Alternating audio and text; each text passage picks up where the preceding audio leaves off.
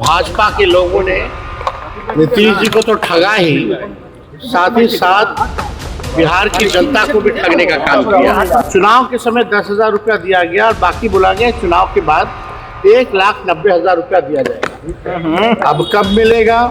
अपनों को इन लोग ठग सकते हैं तो समझ सकते हैं कि बिहार की क्या स्थिति होने वाली है। भाजपा केवल लगी है हर जगह जो है कब्जा करने के लिए सरकार बना कि नीतीश कुमार जी को बीजेपी ने ठगा है और ये भी बात तय हो गया, स्पष्ट हो गया कि नीतीश कुमार जी अब बिहार के मुख्यमंत्री नहीं है। कौन लोग रो रहे हैं, नहीं रो रहे हैं।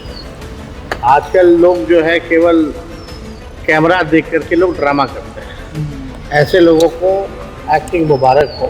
कोई भी अगर नौजवान राजनीति में आएगा तो हम उसका स्वागत ही करेंगे। देखिए ये तो दूसरे सदन में कोई भी अगर चुना जाता है, एक सदस्य जो है इस्तीफा दिया जाता है, काफी फॉर्मेलिटी में उन्होंने दिया है, लेकिन बात वो नहीं है। बात ये है कि बिना ये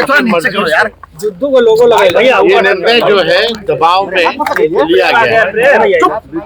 जाहिर सी बात है कि बिहार में भाजपा के लोगों ने नीतीश जी को तो ठगा ही, साथ ही साथ बिहार की जनता को भी ठगने का काम किया। नीतीश जी को ठगा। हम लोग शुरू दिन से कहते थे कि उनको मुख्यमंत्री जो है पद पर अगर भाजपा एनडीए की सरकार आती है तो रहने नहीं दिया जाए। आज वही बात जो है साबित हुआ है। दूसरी बात ये भी साबित हुआ कि चुनाव में जो इन लोगों ने धन तंत्र और मशीन तंत्र लगाया था और माताओं बहनों से ये कहा गया था कि 2 लाख रुपए मिलेंगे, चुनाव के समय 10,000 रुपया दिया गया और बाकी बोला गया चुनाव के बाद 1,90,000 रुपया दिया जाएगा। अब कब मिलेगा ये पता नहीं। बिहार की महिला मतदाताओं को भी इन लोगों ने ठगा और यही नहीं बल्कि जो 125 यूनिट फ्री बिजली की जहां तक बात थी, जो हम लोगों ने कहा था कि हमारी सरकार आएगी तो 200 यूनिट फ्री बिजली देंगे। तो आज समझे बिहार में पहले से ही, चुनाव से पहले से ही देश भर में सबसे महंगा बिजली मिलता है। अब जो है बिजली की दरों जो है और जो है बढ़ाई गई है। यानी ये केवल और केवल ठगों की सरकार है। बिहार की जनता को ठगा, नीतीश जी को ठगा। तो जो अपनों को इन लोग ठग सकते हैं तो समझ सकते हैं कि बिहार की क्या स्थिति होने वाली है। गैस हो, डीजल हो, पेट्रोल हो, महंगाई जो है चरम सीमा पर अभी पहुंची। और अभी आप देखिएगा जैसे आपका बंगाल का चुनाव, केरल का चुनाव समाप्त होगा, वैसे पुनः आपका पेट्रोल डीजल की कीमतों में बेतहाशा वृद्धि होगी। तो ये लोग केवल ठग लोग हैं, ठगने का काम कर रहे हैं। बिहार में लॉ एंड ऑर्डर की स्थिति बनी हुई है, सब लोग देख रहे हैं। कोई ऐसा दिन नहीं जहाँ गोलियां ना चल रही हो, लोग मारे ना जा रहे हो, लोगों को कोई इंसाफ नहीं मिल रहा। लेकिन भाजपा केवल लगी है हर जगह जो है कब्जा करने के लिए सरकार बना।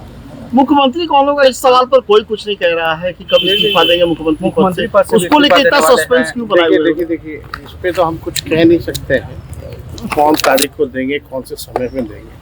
लेकिन एक बात तो तय हो गया कि नीतीश कुमार जी को बीजेपी ने ठगा है और ये भी बात तय हो गया, स्पष्ट हो गया कि नीतीश कुमार जी अब बिहार के मुख्यमंत्री नहीं रहेंगे। विधायक और मंत्री ये शासन।